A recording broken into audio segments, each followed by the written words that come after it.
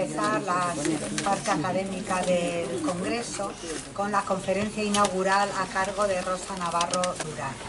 Ella es filóloga, es catedrática de la Universidad de Barcelona y ha dedicado toda su vida a las letras. Ha ejercido la docencia en esta misma universidad desde 1969. Tiene amplias publicaciones, cantidad y calidad, sobre el Siglo de Oro,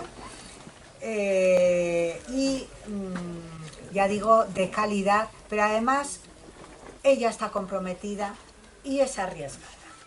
Y con solvencia, con rigor, con documentación, pero ella ha apoyado, y se debe a ella la teoría, la autoría de El Lazarillo de Tormes a Alfonso de Valdés, transmista secretario de Carlos V.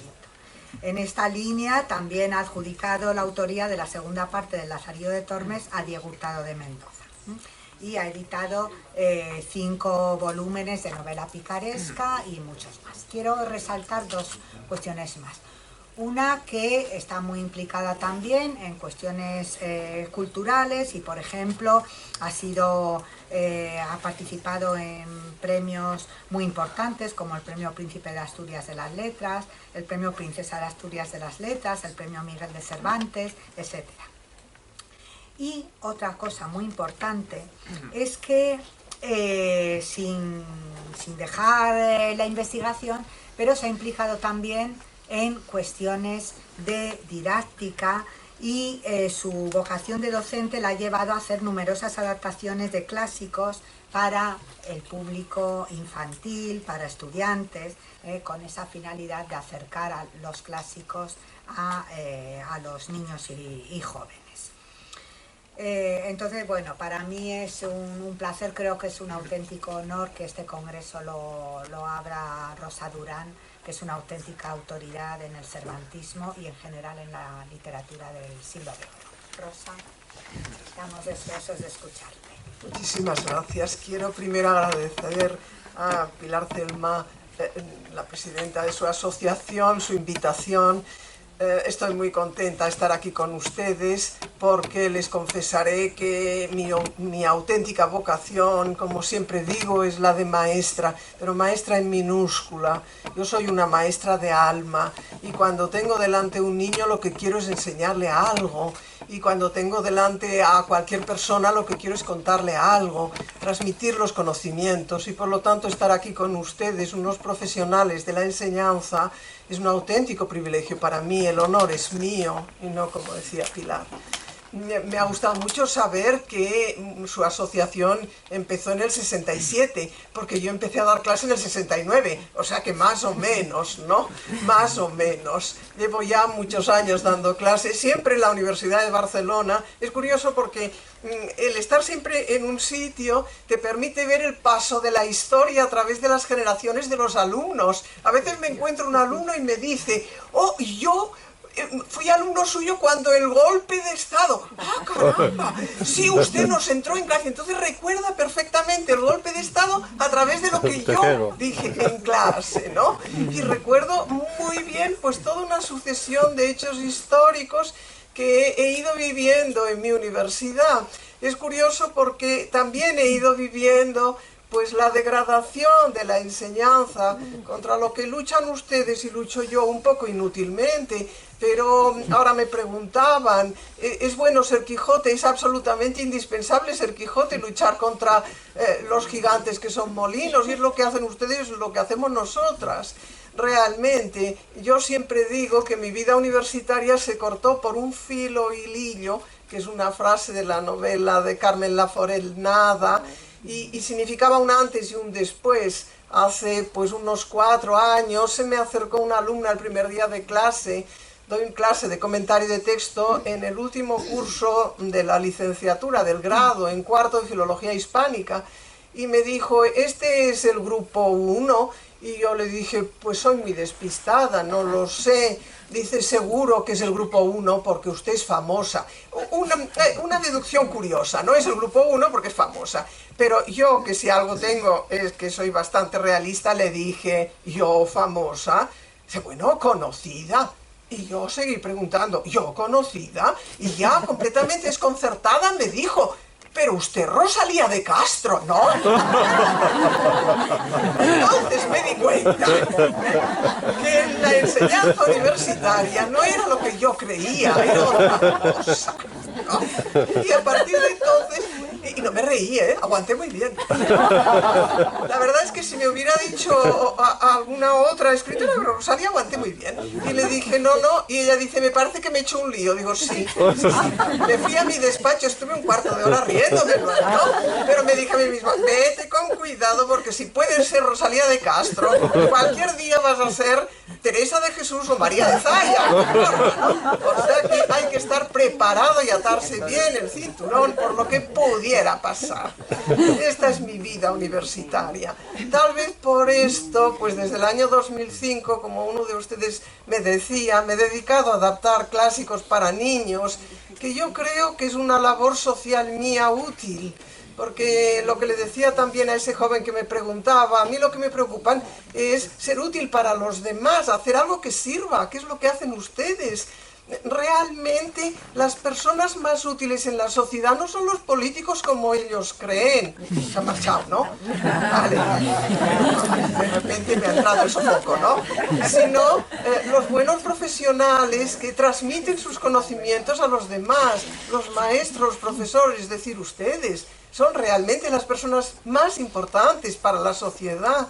Y la sociedad les tendría y nos tendría que valorar mucho más y a escucharnos y protegernos y no atacarnos como tienden a hacernos con mucho gusto, ¿no? Porque el futuro nuestro está en los niños, está en los adolescentes y lo que tenemos es transmitirles unos conocimientos y unos valores que son fundamentales. Este año nos hacen evaluaciones en la universidad y entonces en las primeras evaluaciones me dicen que soy estupenda, magnífica, y hay uno que realmente me emocionó porque decía que se daba cuenta de que intentaba que ellos fueran buenos. Digo, sí, eso es lo que intento. Pero después de él venía un par de evaluaciones y decían, es demasiado vieja, que se marche, que deje paso a los jóvenes. Como ven ustedes, no hay nunca una noticia buena que no venga sin zozobra, ¿no? Yo dije, pero como soy una optimista, dije, pero qué bien suspendes a la gente, porque indudablemente la que me insultaba era una persona a la que había suspendido, y pensé, es una desalmada esa persona, has hecho muy bien en suspenderla, no falta una depresión por esto, ¿no? Les he esbozado un poco lo que decía Pilar y no les hablo de que soy filóloga de alto riesgo porque tengo que ir a hablarles de Cervantes, pero lo soy. Pero cuando ya uno tiene cierta edad, pues puede tomarse también ciertos riesgos, porque algunas cosas que cuando uno es joven le importan mucho, luego dejan de importarle. Y entonces puede atreverse a decir lo que cree con mayor libertad. Yo les voy a hablar de Cervantes, cómo no, de Miguel de Cervantes, no solo porque celebramos en el 15 la publicación de la segunda parte del Quijote y en el 5 de la primera parte, y este año recordamos su muerte, sino porque, como saben ustedes, es el escritor más universal que hay, ¿no? Como me preguntaba el periodista, y ese escritor del siglo XV, no le he querido corregir, ¿no? Dice, ¿realmente es tan importante como tendría que ser? Yo le he dicho, tan importante sí, lo que habría que hacer es leerlo, ¿no? Yo pensaba, pero si tú vas a buscar entre los del XV no lo vas a encontrar. Pero me he callado, ¿no? Se trata de vivir la vida lo mejor posible y no creando continuamente angustias a los demás.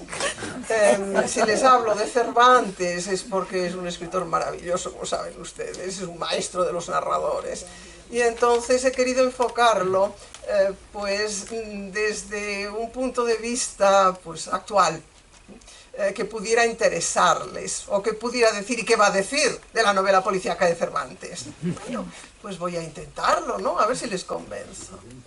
Es tal maestro de la narrativa, y se lo digo porque yo he escrito 3 veces el Quijote, se lo digo, Miguel, mujer, 3 veces el Quijote, para los más chicos, para los medianos y para los más altos, y él debe pensar, hay que soportarlo todo, ¿no? Hasta esto.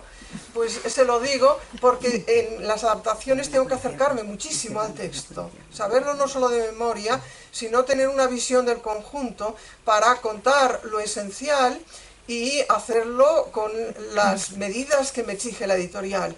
Y en algún caso, digo, le voy a quitar los criados, por ejemplo, en La señora Cornelia, en una novela ejemplar, tenía que cortar páginas, digo, le voy a quitar los criados. Total, los criados, al cabo de 3 páginas tuve que ponerlos, porque tenían una función esencial en el texto. Y le dije, pero qué bien escribes, Miguel, pero qué bien lo haces. No hay manera, ¿no?, de quitar nada, que es lo que decía Aristóteles, si una fábula está bien construida, si quita un elemento, tiene que desencajar todo el conjunto. Eso es lo que pasa con ese maestro. Cualquier escritor, cualquier lector puede divertirse, aprender con él. Y también los escritores de novelas policíacas. ¿Por qué? Si uno empieza a leer una novela policíaca, ¿qué horizonte de expectativas tiene? Bueno, pues va a esperar vivir situaciones de suspense, ¿vale? Pues vamos a ver. Vamos a la primera parte del Quijote. Vamos al capítulo 8 de la primera parte del Quijote. Tenemos la batalla entre Don Quijote y el vizcaíno, ¿se acuerdan? Los dos con las espadas en alto. Y de repente, cuando estaban ya a punto de lanzarse el uno contra el otro, dice el narrador que, temerosos y colgados de lo que había de suceder, de aquellos tamaños golpes con que se amenazaban, pero está el daño de todo esto que en este punto y término deja pendiente el autor de esta historia, esta batalla, disculpándose que no halló más escrito de estas hazañas de Don Quijote de las que deja referida. Que no sabemos qué pasa, hay mayor suspense que esto, pero no es que interrumpa la acción, no, es que dice que no está contado, pero que las hazañas siguieron, pero que no nos ha llegado lo contado. Alguno de ustedes que tiene más o menos mi edad se acordará, cuando íbamos, aquí he visto una proyección de cine, y de repente en mitad de la proyección, casi siempre en el beso que todos estábamos esperando, ¡zas!, que se cortaba. Y entonces nosotros sabíamos que estaba la historia, pero no podíamos verla. ¡Qué frustración! A ver si el hombre aquel sabía recomponer la cinta, ¿no? Eso es lo que hace Cervantes maravillosamente. ¿Lo saben ustedes? Ahí acaba una primera parte, empieza la segunda y sigue igual. Dejamos en la primera parte de esta historia al valeroso vizcaíno y al famoso Don Quijote con las espadas altas y desnudas. Y en aquel punto tan dudoso paró y quedó destroncada tan sabrosa historia, sin que nos diese noticia su autor donde se podría hallar lo que de ella faltaba. ¿Nos va a dejar sin desenlace la historia? No.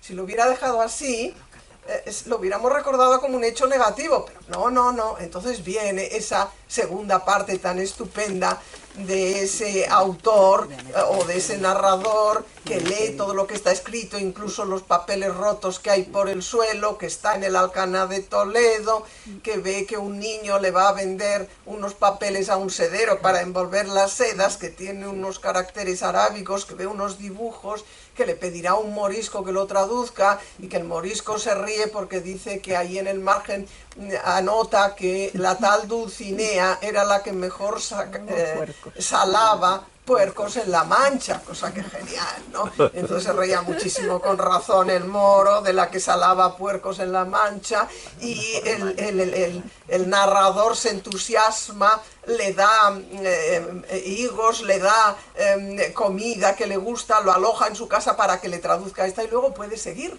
Y en cuanto sigue, ya vemos a los dos, en esa segunda parte, puestas y levantadas en alto las cortadoras espadas de los dos valerosos y enojados combatientes. No parecía sino que estaban amenazando al cielo, a la tierra y al abismo, tal era el denuedo y continente que tenían, y el primero que fue a descargar el golpe fue el colérico vizcaíno. Y ya seguimos, lo va a vencer Don Quijote. Pero ya saben, fíjense ustedes qué lección de suspense. Es fantástico, no hay mejor. Uno quiere estudiar, aprender la técnica del suspense, que lea esto, pero resulta que Cervantes es mucho más que esto. ¿Qué pasa? pues es un gran lector y muy socarrón.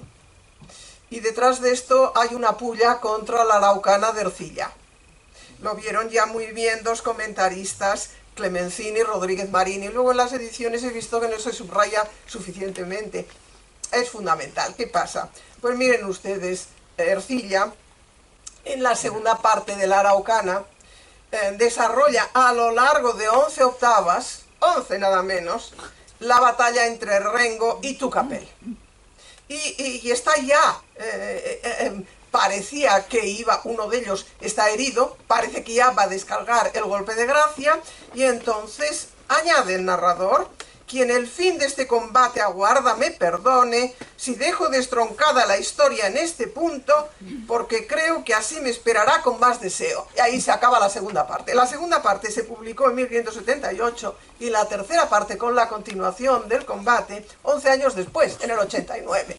Como comprenderán, Cervantes se tenía que tirar por los suelos de la risa. ¡Hombre! Nos deja sin saber el final de la historia, no de un día para otro, una semana para otro, como hacían los folletinistas, sino 11 años, ¿no? Y entonces, ¿qué hace? Burlarse de él. ¿Y cuál es la prueba? Que en el viaje del Parnaso también destaca uno de los versos del pasaje. Fíjense ustedes, no solo nos ha dado una lección de suspense estupenda, sino también se ha burlado de paso de este final de la segunda parte de Ercilla, que deja destroncado el combate y que no la acaba hasta 11 años después. Ese es Cervantes, ¿lo ven? Ese es Cervantes. Que solo podemos darnos cuenta de la lección de suspense, no pasa nada. Porque yo siempre digo, por favor, más años, que me falta leer mucho, mucho, mucho. Porque cuanto más leo, más entiendo realmente lo que esconde cada una de las páginas del Quijote, por ejemplo, o incluso de otras novelas de Cervantes. Leyó tanto, hace tantos guiños, que cuanto más lees, más te das cuenta de lo que está diciendo en su texto. Que no lo ves, no pasa nada. Por eso digo, los niños primero que sepan quién es Don Quijote.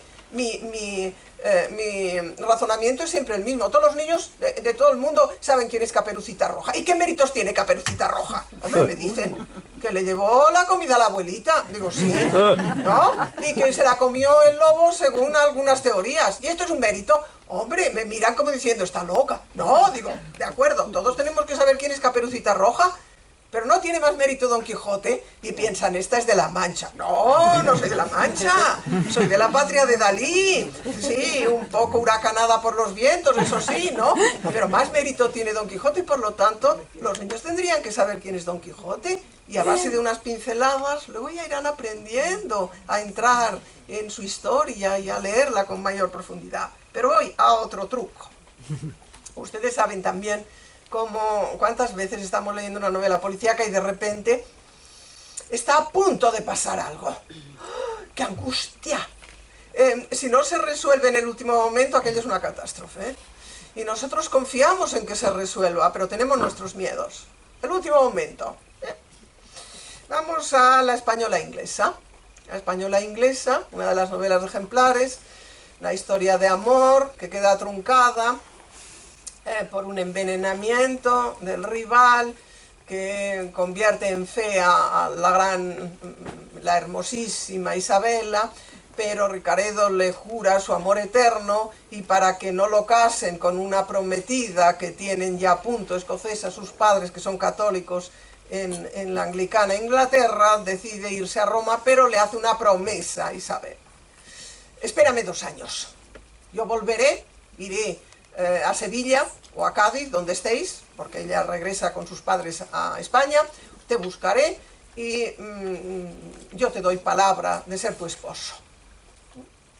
¿De acuerdo? Se marchan, le da como referencia algo que hay que tener en cuenta. Yo de Cervantes aprendo mucho siempre. Mira, tú pregunta, vete a un convento de Sevilla, el convento de Santa Clara, allí hay una monja que canta muy bien. Ella es pariente mía y sabrá dónde está. Yo siempre lo hago, ¿eh? Háganlo ustedes, hay una red de conventos estupendos. Si conocen ustedes una monja y quieren que los localicen, hablen con la monja y dice, cuando pregunte por mí, dile dónde está, ya está. Esto lo he aprendido de él, ¿eh? No crean. Hay que saber, ¿eh? Cómo te localizan. Dirán ustedes, si ahora con el teléfono, ¿y si se estropea la máquina? Las monjas no se estropean, ¿eh? Entonces, hay que tener en cuenta, Cervantes nos da lecciones continuas. Muy bien. Pero resulta que había pasado año y medio, nos dice, ya Isabela estaba imaginando que veía entrar por la puerta a su amado, y nosotros pensamos, ay Dios mío, falta poco, ¿no? Y efectivamente, lo que llega no es el enamorado, sino su amor, sino que es una carta, la carta de la madre de él diciéndole que en una localidad de Italia, Acquapendente, pues el conde Ernesto, que era el hijo de la mujer que había envenenado a Isabela, que quería casarse con Isabela y al no poder, pues quería acabar con Ricaredo, le había disparado con pistoletes y lo había matado. Y el testigo de esto es el paje Guillarte que estaba con él, que no paró de correr hasta llegar a Inglaterra a decir: lo han muerto. No había posibilidad de engaño, la madre no tenía por qué engañarla, el paje era auténtico y lo sabía, todo era real. Y entonces Isabela no tenía más que aceptar esta noticia, había muerto. Entonces decide hacerse monja. Y sus padres le dicen: cuidado, has hecho una promesa, te falta medio año, espérate el medio año. Sí, es lógico, espera el medio año encerrada en su casa. Y ya la tenemos, pues al pie, se cumple el medio año, se cumplen los 2 años y la tenemos ya con un pie dentro del convento. Fíjense el último momento. Al tiempo que ya Isabela tenía un pie dentro de la portería del convento, donde habían salido a recibirla, como es uso, la priora y las monjas con la cruz, ya está. Si entra, los 2 pies, ya está. Perdido todo. Nosotros decimos: pero ¿cómo es posible, no? Sí, perdonen, eso es así. Antes, recuerdo cuando las monjas entraban y salían del convento, ahora ya no, es más serio, ahora ya cuesta más. Me refiero a dejar los hábitos, ¿no? Estamos a punto de tener los 2 pies dentro del convento y entonces el grito que estábamos esperando: detente, Isabela, detente, que mientras yo fuere vivo no puede ser tu religiosa. Ay, qué tranquilidad, ¿no? Menos mal, nos quedamos contentos, ¿no? Magnífico, es Cervantes, ¿no? Fíjense ustedes que es el truco del último instante. Cuántas veces hemos salvado a aquel que parece que se está cayendo, lo cogen en el último momento. Yo, como siempre digo, ahora no hacen películas de arenas movedizas, ¿se acuerdan ustedes que todos eran películas de arenas movedizas? Todos los plum, plum, plum, ¿se acuerdan de plum, plum? Los trajaban a todos, caían en la zona pantanosa y plum, plum, plum. Y entonces veíamos siempre la rama, a ver si se agarra la rama, alargábamos nosotros el brazo y al final el bueno se salvaba, el malo no, porque la película estaba bien hecha, pasa aquí, ¿no? Fíjense ustedes, en el último momento, pues ya está. Y entonces viene la explicación, resulta que era cierto, pero que le dispararon, pero no le dieron en órganos vitales, y el criado se marchó corriendo sin esperar a ver nada, y todo eso se lo contó al propio protagonista, al propio joven, el posadero, porque él no estaba en condiciones de saber nada, es decir, cuida muy bien los detalles de la narración Cervantes. Final feliz de la historia. Les llevo a otro truco. Cuando tenga que pararme me avisas, ¿vale? Porque me han robado un poco de tiempo, pero cuando tenga que pararme me paro, dejo los trucos, dejo de sacar los trucos del sombrero. Otro truco: la identidad oculta y la situación comprometida. ¿Cuántas veces en una novela una persona oculta quién es, se hace pasar por otro, y entonces en un momento determinado está en una situación comprometida, ¿verdad? Es algo que reconocemos y que además tiene mucho efecto. Muy bien, les llevo a otra novela ejemplar, a Las 2 doncellas. Tiene un comienzo estupendo. Llega a una venta un joven, solo, sin acompañante, sin mozo de mulas, con un caballo pequeño, un cuartado, guapísimo, joven, 16, 17 años, lleva 2 grandes bolsas, se apea sin esperar que le tengan el estribo los posaderos, se sienta en un poyo que hay en la puerta y se desabrocha el sayo que lleva y da muestras de desmayarse. La posadera, que es buena gente, dice el narrador, le echa agua en la cara, intenta ayudarla, pero esa persona se rehace por completo y pide una habitación, pero no quiere compartir la habitación, está dispuesta a pagar la habitación, le dicen que solo hay una de 2 camas, paga las 2 camas, quiere no tener compañía. los posaderos se extrañan, pero el lector, que tiene ya cierta experiencia, diagnostica, esta es una mujer vestida de hombre. Esto está claro, guapa, ser acompañante, qué tal, esto seguro, ¿no? Lo de desmayarse, los lindos no son protagonistas de las novelas de Cervantes, esta es una mujer, ¿no? Nos callamos. Bueno, entonces están hablando con unos vecinos que estaban por allí, los posaderos, sobre la belleza de ese joven que está encerrado en la habitación, qué raro, ¿no? Y llega en aquel momento otro joven, igualmente guapo, pero con un mozo de mulas, y la posadera dice, ¿pero qué pasa hoy, que solo llegan ángeles a mi posada? Y entonces el joven guapo dice, ¿pero por qué dice esto? Y le cuentan la historia del otro. Y el recién llegado tiene una inquietud tremenda por conocer la identidad de esa persona que viene sola, que se encierra en la habitación y dice, porque le dicen no hay habitación, no puede quedarse alojado, pero si quiere comer y como tiene tanto interés come con ellos, y aparece un alguacil y como dice el narrador, que es habitual en los pueblos, que vaya a la posada del alguacil. ¿Por qué? Porque va a tener un papel. Es que Cervantes es genial, ¿no? Necesitamos un alguacil. ¿Por qué? Porque entonces el último llegado, dice el joven, ¿y cómo podría yo alojarme en la cama que está sin ocupar? Y el alguacil dice, le vamos a hacer abrir la puerta en nombre de la justicia. Por eso necesitamos alguacil, ¿no? En nombre de la justicia, abra la puerta, que necesitamos alojar a una persona en la cama vacía. Abre la puerta, la otra persona, y efectivamente entra el huésped en esta habitación. Fíjense qué atmósfera, ¿no? El lector dice, ¡oh! Una noche, dos jóvenes y uno es una mujer. Vean ustedes. ¿Qué va a pasar? Pues miren, si hubieran callado y no hubieran dicho nada, no pasaba nada. Pero claro está, una habitación con esos dos huéspedes no está para que estén callados toda la noche y no pase nada. No, para eso no pone la habitación Cervantes. Pues lógico, ¿no? Muy bien. Entonces, ¿qué pasa? Que a medianoche, cuando ya está dormido el huésped recién llegado, el que no tiene misterio, ¿no? Para entendernos, pues el otro empieza a lamentarse, a llorar en voz baja, pero no suficientemente baja como para que el otro huésped no se entere. Y como utiliza siempre al hablar consigo mismo los términos femeninos, descubre que es una mujer. Recurso que hay que saber. Si ustedes quieren hacerse pasar por un hombre, no utilicen nunca al hablar consigo mismo el género femenino. Dirán ustedes, ¿y para qué me voy a hacer pasar por un hombre? Nunca se sabe, perdón. Nunca se sabe en la vida.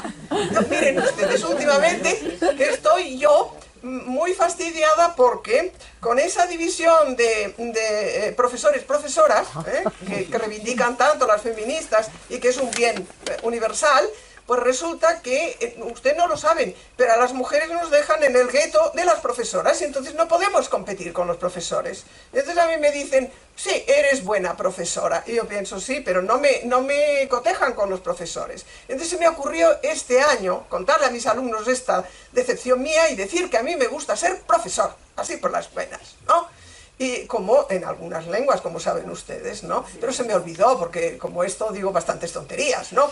Y de repente recibo un correo, un mail de un alumno y me llama señor profesor. Y digo, ¿y por qué este me llama señor profesor? Y dije, ¡ah! Porque es un buen alumno. Claro, porque ha aprendido la lección. Y ahora además cuando me escribe y me pone señor profesor, ya sé quién es. Digo, claro, es el que me llama señor profesor, ¿no? Y ya le di las gracias por haber aprendido la lección, ¿no? Pero ¿qué pasa? Que fíjense ustedes, cuando en situaciones de evaluación no tienen nunca que utilizar el femenino en español, ¿no? Entonces ya saben que el evaluador es una mujer, para que vean ustedes si es necesario a veces seguir el consejo que nos da Cervantes diciendo no hables contigo mismo en femenino si eres mujer, porque hay alguien que te puede estar escuchando, como es el caso.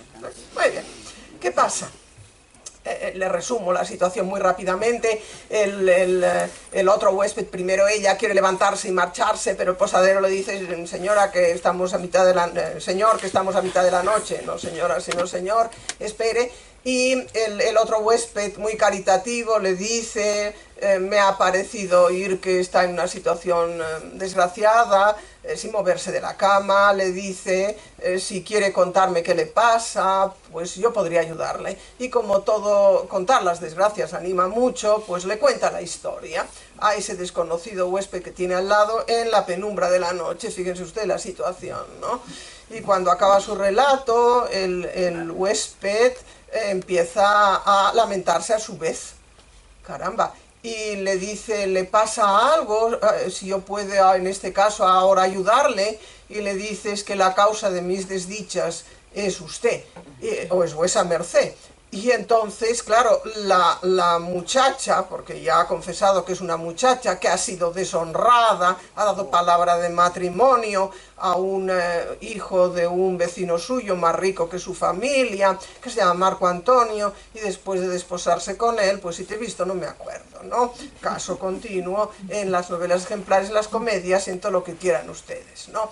Y claro, si dice que tu desgracia o su desgracia es la mía, la chica piensa, claro, sabe que soy una mujer deshonrada, y ahora pues va a querer seguir con mi deshonra. ¿Y qué hace la pobre chica? Pues se viste con su disfraz de hombre, coge su arma, se sienta armada en la cama, la veo ahí con su espada, ¿no? Esperando que se haga de día. ¡Ay, qué larga fue esa larga noche de invierno!, ¿no? Hasta que se cuela la luz por las rendijas de la habitación, es muy bonito como lo dicen, ¿no?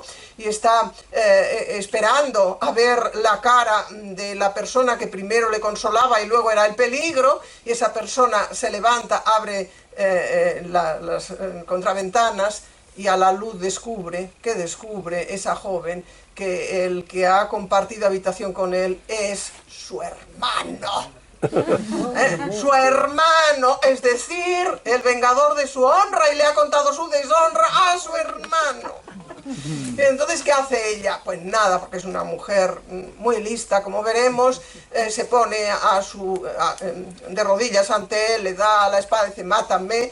Y entonces él la levanta, es buena gente, le dice, no te preocupes, iremos los dos en busca de Marco Antonio. Pero fíjese usted la situación, ¿no? Bien. Pero a ver si no es una identidad oculta y una situación comprometida. Pero no hace mucho, por eso les digo que quiero tener muchos años, y me llevé de mi casa un libro que lo tenía hace mucho tiempo, pero no había leído, esas cosas que pasan, ¿no? Y para mis viajes en AVE, que son maravillosos, porque ahora Madrid-Barcelona está a 2 horas y media, gracias al maravilloso tren, ¿no? Entonces cojo un libro y empiezo a leer, y no sé si lo han leído ustedes, pero es una novela publicada en París en el 86 que se llama Les 100 Nouvelles, las 100 novelas nuevas, y son 100 relatos, al modo boccacciano pero sin marco, ¿no? Y son porno. Los eruditos no dicen que sean porno, pero la diferencia entre el erotismo subido y el porno depende del listón del que lo lee, nada más. Y para una dama como yo, en un tren, con un señor al lado, aquello era porno duro. Y entonces yo pensaba, ¿y si este señor sabe que estoy leyendo porno?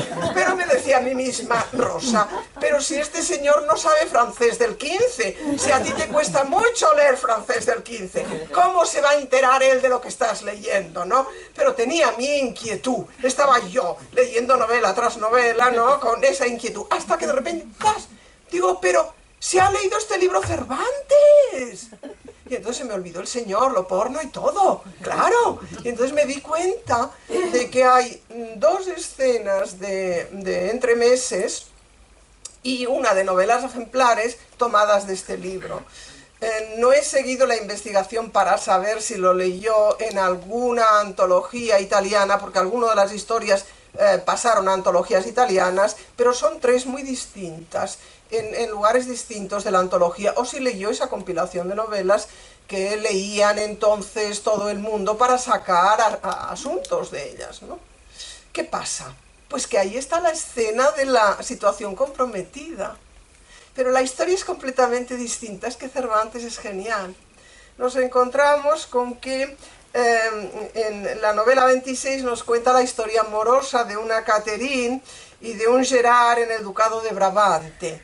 Pero ella es de una clase social superior, se aman profundamente, la gente empieza a hablar mal de ellos, entonces ella, que es una mujer muy lista, le dice, aléjate un tiempo y luego ya nos casaremos, pero que se apacigüen los rumores. El joven se marcha realmente lejos, jurándole amor eterno, le dice dónde está, y la chica, que es muy lista y muy guapa, está enseguida rodeada por muchos pretendientes y uno de ellos le gusta mucho a su padre y ha decidido casarla. Entonces, ella, ¿qué hace? Es la misma situación que la española inglesa. En vez de decirle no quiero, les dice por favor quiero hacer una peregrinación, igual que en la española inglesa. Quiero ir a peregrinar a San Nicolás de Warrenville y quiero llevar como compañero, iré vestida de hombre porque así me siento más protegida, llevaré como compañero a mi tío, un tío bastardo que tiene, no un tío legítimo, es muy gracioso el detalle, ¿no?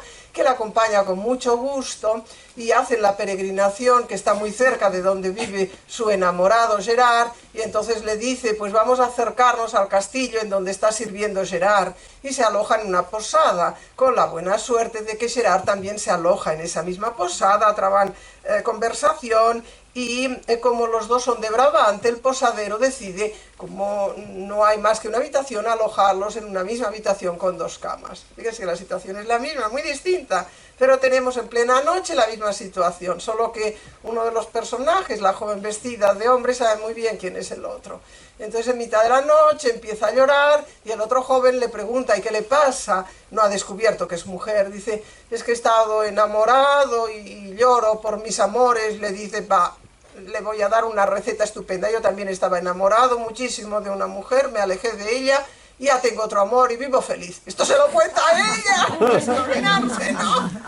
Y entonces ella, ¿qué hace? Muy inteligentemente le escucha toda su confesión y cuando ya se marchan por la mañana, ella le escribirá una carta en donde dirá quién es y que no quiere saber nada más de él, ¿no? Es estupenda, es una mujer que actúa tanto la Cervantina como la de esta novela perfectamente, ¿no? Y el chico, que era un patán, porque podía haberse casado con esa mujer de más alta inteligencia, finura y condición social, se encuentra con el resultado de la confesión en plena noche. Fíjense que la situación es la misma que hace Cervantes, cambiarlo por completo, utilizar el truco de novela policíaca, pero al mismo tiempo hacer un guiño a esa lectura. Voy a seguir un poquito más y les voy a llevar al conocimiento de una detective maravillosa. Una detective maravillosa de una de sus novelas ejemplares más flojita, que es La fuerza de la sangre, pero que tiene un comienzo espectacular y una protagonista extraordinaria. Y con esto podría seguir con más trucos, pero acabo con esta mujer que es estupenda. Pero fíjense qué maravilloso comienzo de La fuerza de la sangre, que como les digo, es de las novelas ejemplares de Cervantes, es la más floja, porque es muy elemental la construcción de la trama, pero tiene unos detalles geniales. Comienza maravillosamente. Es una lástima que no comience, que en lugar de Toledo no ponga Palencia, porque entonces el señor alcalde de Palencia hubiera sacado a colación que también estaba Palencia en esta novela ejemplar, pero no, está en Toledo. Esto sirve para el alcalde de Toledo, ¿no?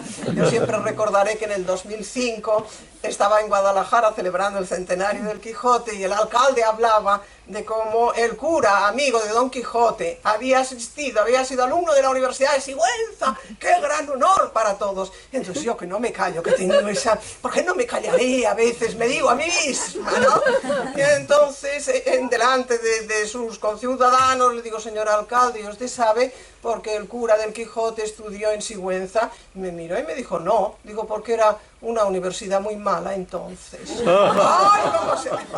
Pero fue listo, porque me dijo, pero muy gallo, muy engallado el hombre, como diciendo, pues a quién tengo aquí, ¿no? Para hundirme. Dice, pero vamos a ver, señora, me dice, engallado el alcalde, pero ¿sale o no sale Sigüenza en el Quijote? Digo, sí, pues ya está. Muy bien, señor alcalde, muy bien, así es, ¿no? Es así, porque Cervantes no pone, no da puntos sin hilo, fíjense ustedes, si no dice que estudia en Salamanca, ni en Alcalá, y estudia en Sigüenza, es porque una universidad que en aquel tiempo no tenía prestigio, no quiere decir nada más. Debe ser como ahora con los rankings, que según te midan unos u otros, estás en una universidad de prestigio o no. Esto es otra historia. Voy a La fuerza de la sangre a su comienzo, fíjense. Una noche, las calurosas del verano, como ahora, ¿no? Volvían de recrearse del río, fíjense, que tenemos un río Carrión maravilloso para recrearse de él, pero este es del río en Toledo. Un anciano hidalgo con su mujer, anciano hidalgo, mujer, un niño pequeño, una hija de edad de 16 años y una criada. Vemos un grupo muy bien descrito, pero ¿qué vemos? Son gente desvalida. Es curioso porque en una sociedad tan peligrosa como la nuestra, enseguida detectamos, van solos, fíjense. Son muchos, pero van solos. Y ahora dice el narrador, genial, la noche era clara, importantísimo. Si nos dice que la noche era clara, era por algo. La hora las 11, malo, malo, malo. El lector dice, ¡puf! Una pobre gente, de noche, con luna llena o con noche clara, eran las 11, malo, malo. Pues sí, tenemos razón, es decir, malo, malo. Dice, el camino solo, el camino solo, y el paso tardo, porque no ando más deprisa, yo siempre digo, no, pero es inútil. Con la seguridad que promete la mucha justicia y bien inclinada gente de aquella ciudad, venía el buen hidalgo con su honrada familia, malo, malo, malo, con la honrada seguridad, con la seguridad que promete la mucha justicia y bien inclinada gente de aquella ciudad. Esta mañana que me paseaba por esta ciudad preciosa, no he hecho más, estaba muy tranquila porque no veía más que el coche de la policía paseándose por toda Palencia. Digo, qué bien guardada está. Y después me he dicho, por algo será. Y todo cambia, porque no me parecía que hubiera peligro por ninguna parte, pero claro, está muy bien vigilada, pero pues aquí lo mismo, Fíjense ustedes, con la seguridad que promete, es muy bella la ciudad. Y la catedral me quedé impresionadísima, de verdad, única de verdad, ya lo creo que voy a ser embajadora de la catedral, impresiona de verdad, no se la cuento, ya la verán. Sigo, a la orilla del río. Con la seguridad que promete la mucha justicia y bien inclinada gente de aquella ciudad, venía el buen hidalgo con su honrada familia, lejos de pensar en desastre que sucederles pudiese. Si no pensaban que les podía suceder un desastre, ya nos está anunciando a los lectores que les va a suceder un desastre, ¿lo ven? ¡Qué bien creado el clímax! Es que es un narrador de novela policíaca. ¿Quién lo haría mejor?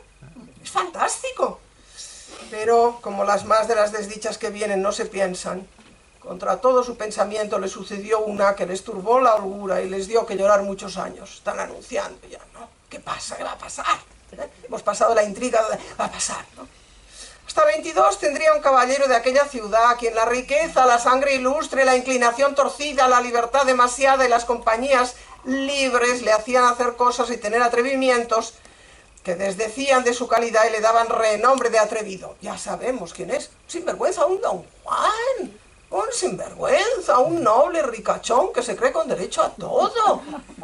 Este caballero, pues, que por ahora, por buenos respectos, encubriendo su nombre, le llamaremos con el de Rodolfo, y Cervantes nunca le da su verdadero nombre.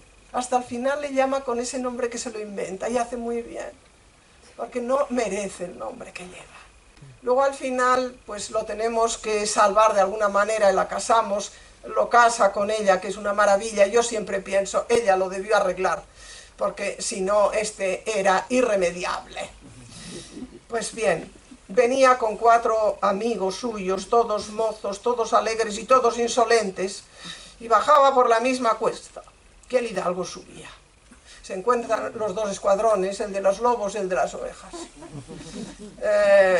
Empiezan a hablarles, el viejo les para, pero cuando han pasado unos pasos, retrocede el sinvergüenza, le dice a los amigos que le ayuden y rapta a la joven. Se la lleva. No pueden hacer nada los demás, más que gritar. Se la llevará, ¿dónde? A su casa, una casa toledana, noble, que tenía una habitación, lo dice muy bien el narrador, apartada, en donde él solo tenía la llave, podía entrar en ella sin que nadie lo viera. Fíjense cómo cuida los detalles, ¿no? Cuando entra en la habitación está ya desmayada, la muchacha, y la viola. Es una violación. Pero fíjense ustedes, cuando tenemos tendencia a hablar del feminismo de Cervantes, cuidado, esta es una tontería, cuidado el de hablar de feminismo cuando no existía el concepto. Hay unos personajes femeninos en Cervantes maravillosos, pero los hay también en Tirante el Blanco o en esas novelas que les leía. Esta es otra cosa. Y no es que se convierta esto en un alegato contra la violación. ¿Por qué? Porque La historia está tomada de la Écira de Terencio, en donde pasa exactamente lo mismo. Indudablemente que eran contrarios a este acto de violencia, pero no hay que utilizar la historia como un arma diciendo el feminismo de Cervantes. No, miren ustedes, no va así. Si ustedes ven, por ejemplo, la protagonista del perro del hortelano de Lope, y miren cómo era Lope, ¿no? Y si ven tantas mujeres maravillosas de obras de escritores, pues que no hicieron méritos para tener una actitud tan buena como sus personajes. No estoy desmereciendo a Cervantes, estoy diciendo que no hay que poner etiquetas en el momento en que no existían, porque no hay más que transmitir errores. Hay que saber dónde se dicen y cómo se dicen, pero sus personajes son femeninos, son extraordinarios, como les digo. Bien. Recobra el conocimiento, se ve en una habitación que no conoce con un tipo que reconoce, ¿no? Él intenta volverla a violar, él le hace fuerzas, entonces él viendo que no puede hacer nada, sabe qué hacer con la muchacha, la encierra en la habitación, se va a buscar a sus amigos a ver que le digan qué tiene que hacer con esta historia. Después de violarla no sabe qué hacer con ella, ¿no? Y entonces, ¿qué pasa?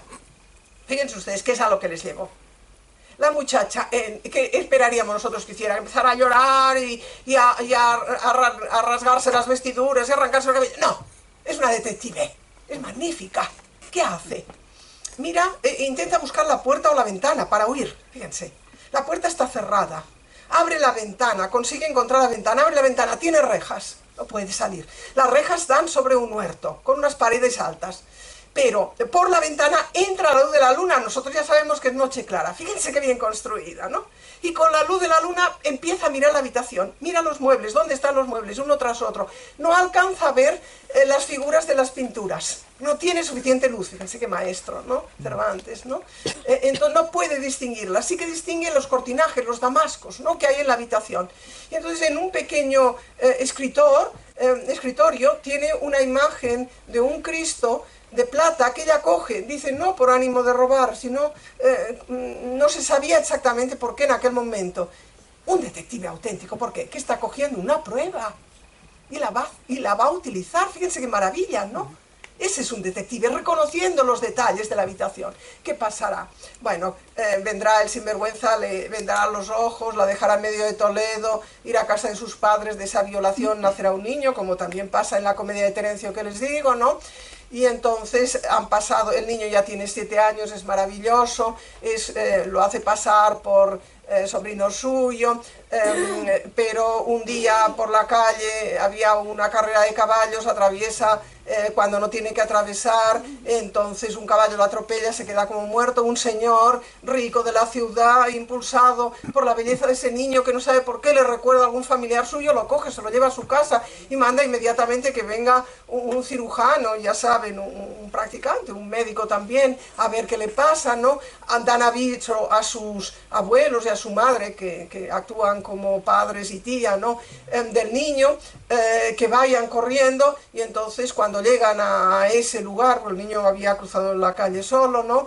Se encuentran con que el médico le dice no, que ha sido un golpe pero está recuperando, que hay que dejarlo descansar pero que no será nada. Y cuando ya está tranquila, entonces esa mujer mira y reconoce la habitación, es la misma habitación en donde la habían violado.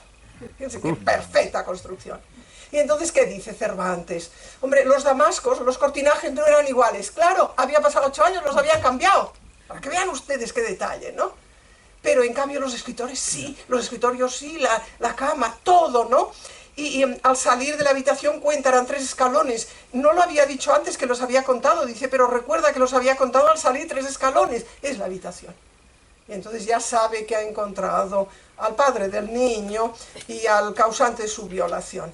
¿Y qué hará? Ella intentará saber, preguntará a la mujer de la casa, que es estupenda, es otra de las grandes mujeres, de las grandes creaciones femeninas, doña Estefanía, si tiene algún hijo, le dirá que sí, que está en Italia, y entonces le contará su historia. Cuando ya se ha marchado el niño, ya tiene cierta confianza, y le enseñará, le sacará el Cristo, que la mujer reconocerá.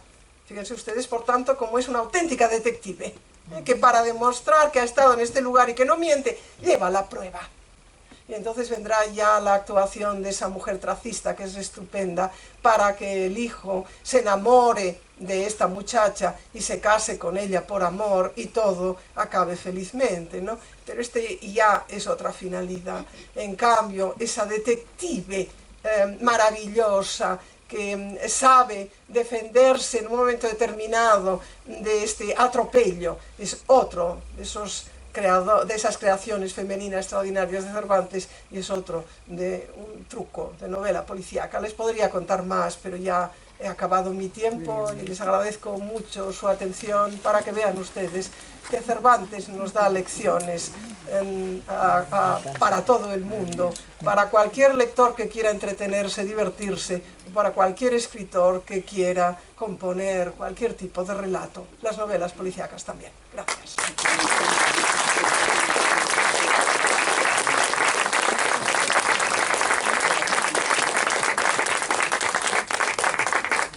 Muchas gracias, Rosa.